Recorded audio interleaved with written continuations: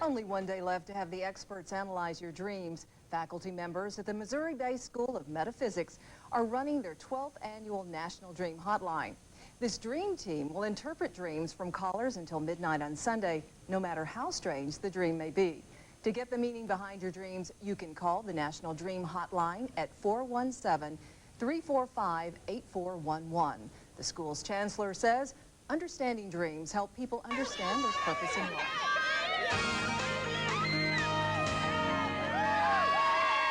Back with a nice crowd outside of Studio 1A here in New York. You're getting a phone. The reason she's getting a phone is this. We were going to talk with a gentleman from the chancellor of the School of Metaphysics in Windyville, Missouri. And what we were going to talk with him about is the 10th annual Dream Hotline event taking place down there. What you do is, well, you know what? You want to find out about a dream. We're still trying to get this thing. First of all, I have to figure out how to turn on this phone. Can I get some? What you do is, we got a little technical problem, help? and we may well have this before we get finished. But if not, we're going to tell you what you would have been seeing and hearing right now. We do have, as a matter of fact. So, as I said, if you had a real interesting dream last night and you want to know what that means, what you could do is make a phone call to the hotline. And Dr. Daniel Condren is the chancellor of the School of Metaphysics in Windyville, Missouri. He joins us right now. Doctor, how are you?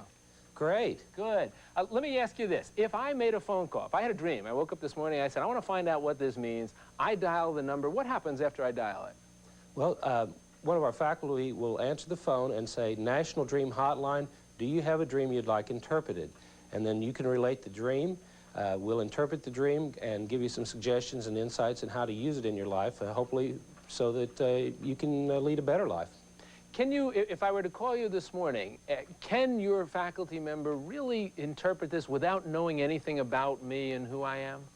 Yes, because it's based, it's not so much analyzing yourself or the dream as it is interpreting the dream, interpreting the symbols. One of the things the School of Metaphysics, our institute, has developed over the last quarter century, 25 years, is an understanding of the universal language of mind. And that we've been teaching for all these years, so teaching and researching and developing our understanding of, so that these symbols apply to anyone, any place, any time. I saw that you have said that you think understanding your dreams can be important in helping you improve your own life. How's that?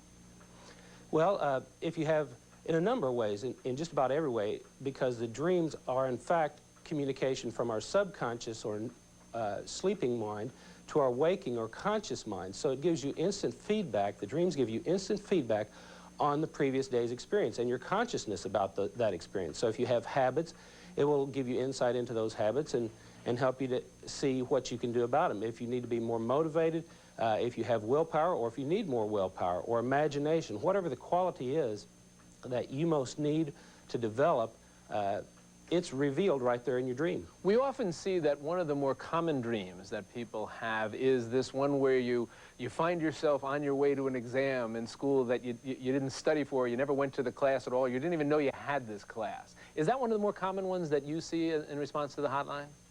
Yeah, a very common dream.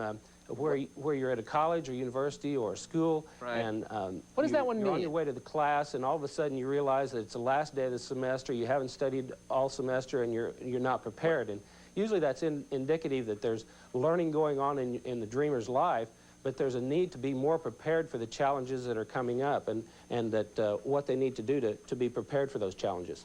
Real quickly, before we lose you in the next 15, 20 seconds, what's the strangest dream you recall having been responded to on the hotline? Probably, there's several of them, but probably the strangest one would be where a person would turn into an animal, like a dreamer talked about turning into a bull. Now, a bull represents habits. Animals represent habits in a dream, and so we can give them suggestions on how to move out of those habits and be more productive and use their willpower and determination and set some goals and be motivated to where they can lead a more productive life. Well, Dr. Condren, thank you for joining us on the 10th annual hotline. We appreciate your taking your time, and if you want your dreams interpreted, you can call the Dream Hotline. The number is 417-345-84. My interest in dreams began at a very young age. I can remember when I was 6 years old having a nightmare And I remember waking up crying. I was in my room, in my bed, by myself, and I was very scared, and so I managed to get myself out of bed and go into my parents' bedroom. I knew which side of the bed my mother slept on, as most kids do, and so I went to her side because you didn't interrupt Dad's sleep in the middle of the night. She immediately woke up. She was first concerned that I was sick, and she said, "Honey, are you okay?" And I couldn't really verbalize, I couldn't talk.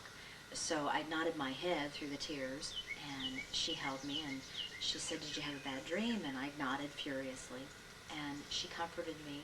She said, "It's okay, it's over." And then she started saying it was just a dream, it wasn't real. And I remember in my 6-year-old mind, I still couldn't talk, but I remember my thoughts. And I remember almost screaming in my head, but it was real, it was real. And I've wondered for years what that dream meant. It followed me for years because I wanted an answer to why I had that dream. I asked my teachers at school about it. I had a very good, an excellent English teacher when I was a senior in high school. And I asked her about it because we were studying Hamlet and different kinds of symbolism in American literature as well. And I thought, well, maybe she would know something, or if she didn't, perhaps she would give me some advice as to who might. And she said, "I've never delved into that. I don't know anything about dreams and the meaning of dreams. But when you go to college," she knew that I was going to college, she advised me to take psychology courses and seek it out, seek the knowledge that I wanted out that way. Even earlier than that, I remember that I asked my preacher, because we started in Sunday school, we started studying Joseph from the Old Testament, who was an interpreter of dreams.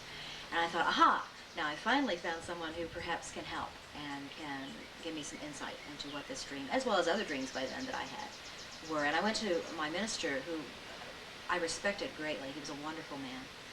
And I asked him, I said, "Can you interpret dreams?" I was still very young and very innocent, and he was a man of God, so I figured he must be able to interpret dreams. And he was very honest with me. He said, "I don't have that gift. God didn't give me that gift," was actually what he said. But that he was certain that if it was important to me, and if God wanted me to have that knowledge in my life, that it certainly would be revealed to me. And that it was definitely something that was within our realm of existence, because indeed, many people in the Bible did have that gift. So I didn't get my answer, but I got hope. I didn't get my answer from my English teacher either, but I got hope and direction. And when I went to college, I did take many psychology courses, and every psych professor that I would talk to would say, "No, I don't know anything about dreams," or "These are the different kinds of ideas about dreams, but nobody really knows," or "Read this book." So I was very shocked the first night that I attended classes at the School of Metaphysics in Columbia, Missouri, where I had graduated from the University of Missouri. I was shocked the first night of class when my instructor sat on a teacher's stool, and near the end of class said, "Part of what you'll be studying in this class is dream interpretation, and if you have a dream that you would like me to interpret, I would be happy to do so." I almost fell off my chair. In all my dealings with people, in all my curiosity and acting upon it, I had never found someone who said, "Tell me your dream and I'll try to help you. Tell me your dream and I will interpret it for you." I was highly skeptical. I was also thrilled and somewhat confused that of all the places I might find the answer to something that I had wanted to know for years, it would be here at a School of Metaphysics. Well, indeed, she did interpret dreams that night. She did teach a language that we call the universal language of mind that was very similar to me learning French, or English, I suppose, although it was when I was very young. And I did begin to research dreams and study dreams, and have been, as have many other people since then.